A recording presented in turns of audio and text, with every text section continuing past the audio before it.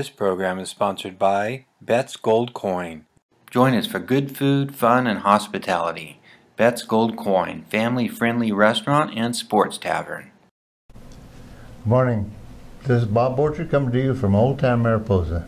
And I have with me today one of my mentors. I have several who have taken me into the new world. And he's joining me today, John Corippo. Hi, Bob. How are you doing? I'm doing really good. I've been following your career since you left town, and you're doing some pretty amazing things. You've taken the inspiration that you brought to us with respect to media and communications, you've taken it on the road. Yeah, I've been all over the place. This year, in my first year working for Q, we'll talk about what Q is in a minute, I think.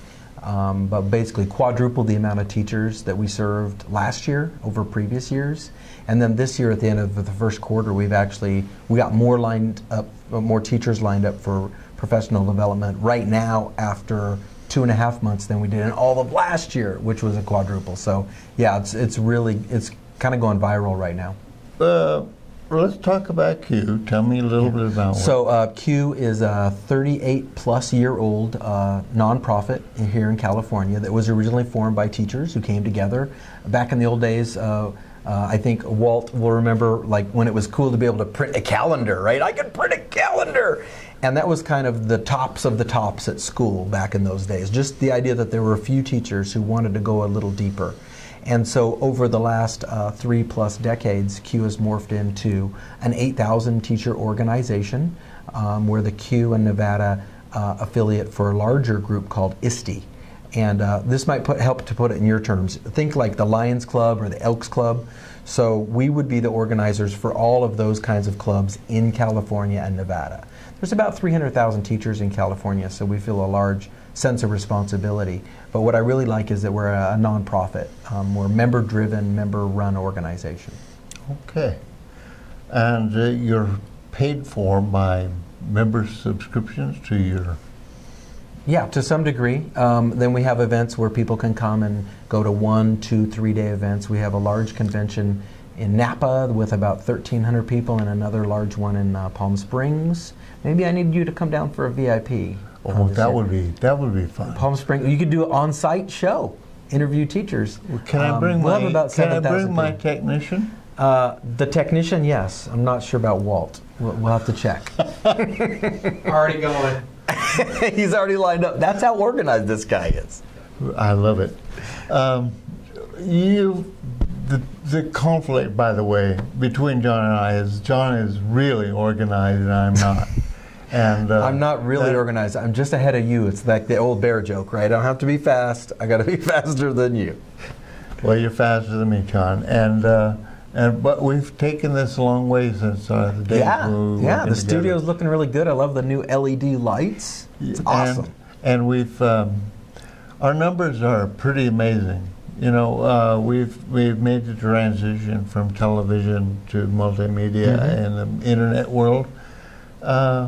We reach out to we have an audience reach of around 5,000 people a week. That's awesome.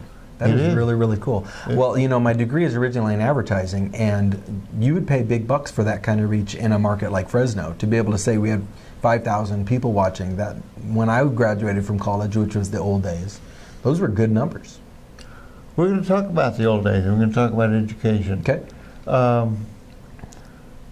First off, Q.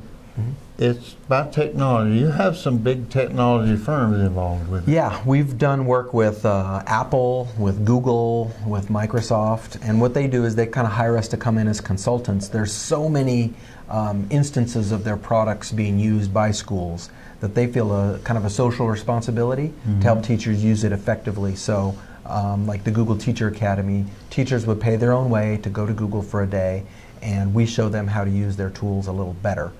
We've done things like that with Apple. Back in the late 90s, Q did a lot with good old Macworld, which was in San Francisco, and we had a strand of things.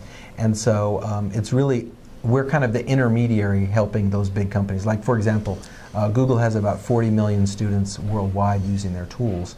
So they feel a responsibility to have the teachers know the best way to use the tools. John, I want to talk to you about something that seriously concerns me. I've had a little brush with the education system, your involvement and being involved with Walt, and I read a lot. And I read something about how our educational system developed and how it evolved. We have an industrial age-based education system that is trying to produce educated students for an information age society. Now that sounds pretty high-minded, but it has some really serious implications. Yeah, I do a lot of reading. A book that I might recommend to your viewers is called Dumbing Us Down by John Taylor Gatto, and it really goes into the history of this. And then recently a friend of mine just screened a film called Most Likely to Succeed down in Fresno, and it really documents how there was a group called the Committee of 10, J.P. Morgan, Henry Ford, titans of industry, those types of folks. And when they designed high school, they designed it based on Horace Mann's idea.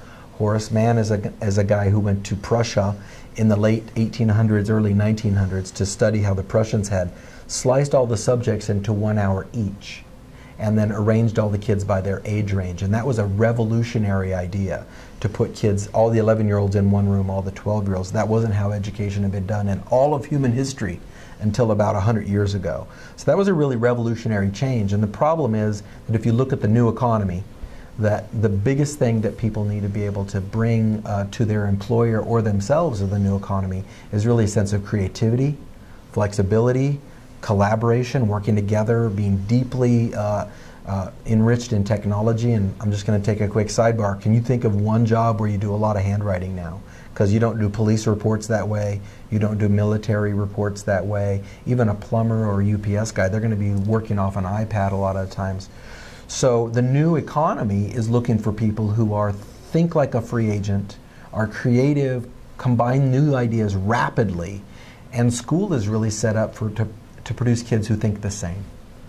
You know, we've just scratched the surface on this, and I'd like to do a second session with you, because I don't expect people to sit in front of their computers and listen to this, but I think what we're going into here needs to get a little better treatment. Yeah, I think it's a big deal for people to understand the change we're going through, because it's not that school is broken. School is doing exactly what it's supposed to do, which is to produce people who can go to work as a clerk or a factory worker. The thing that's changed is that job's not there anymore. So when you come out of school, look around at people that have teenage, under 30-year-old kids. That's why so many kids are living at home, is they've not been trained by school to go out and make their way. They've been trained that if you have this diploma, whether it's from college or high school, that you'll get a job, and that's just not accurate anymore. John, I'd like to talk to you some more about this. Anytime.